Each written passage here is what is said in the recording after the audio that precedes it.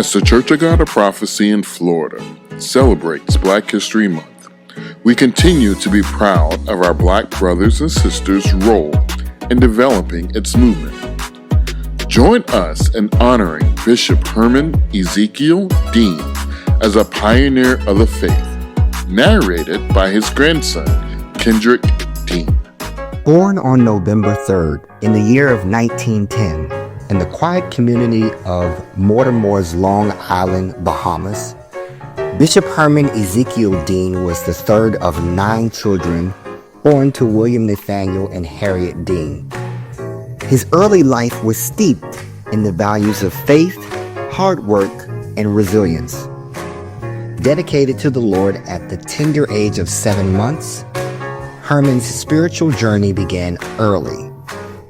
Raised in a small Bahamian community, he received his education at the local all-age school and worked alongside his family in farming and fishing. After becoming a teenager, he moved to Nassau, Bahamas, where he became employed as a construction worker.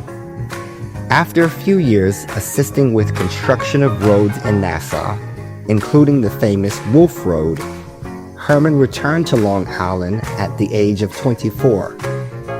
It was in 1935, during a sailboat journey from Long Island to Crooked Island, that Herman encountered the transformative power of the Word. This encounter ignited a passion for spreading the gospel. Upon arriving on Crooked Island, he attended church services and immediately began preaching the gospel. In 1936, Herman married Maggie Moss in the community of True Blue Crooked Island. They moved back to Mortimer's, where they began a family. And over the years, they had 6 children. And despite the many challenges they faced, Herman remained steadfast in his mission to serve God. His early Christian life was marked by hardship, particularly at the hands of his father, who was a local police officer. William opposed of his son's ministry, took extreme measures to hinder Herman's evangelistic efforts, including barring him from their home. Herman was forced to sleep in the woods under the trees, later building himself a small stone hut. Despite these challenges, his mother secretly supported him by sending him meals through his siblings. His unwavering faith saw him press on.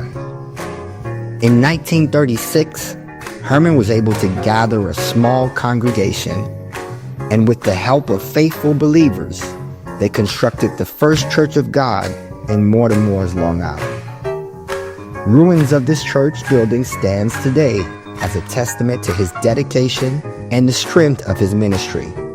A monument now marks the spot, honoring the pioneering efforts of Bishop Dean and the original members of the church.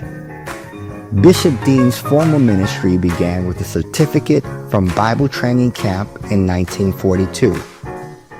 He continued his evangelistic work while also supporting his family from employment in Florida through labor contracts between the United States and Bahamian governments, moving between cities such as Winter Gardens, Fort Lauderdale, and Tampa. His commitment to both his family and his faith never wavered, and he remained active in the ministry, even as he worked in various industries. It is only fitting that we pause our reflection on the life of this giant of a man and humble leader of the faith on this day, at this time, which commemorates the 10th year anniversary of his homegoing celebration service. Tune in next week to part 2 of Bishop Herman Ezekiel Dean, A Life of Faith and Service.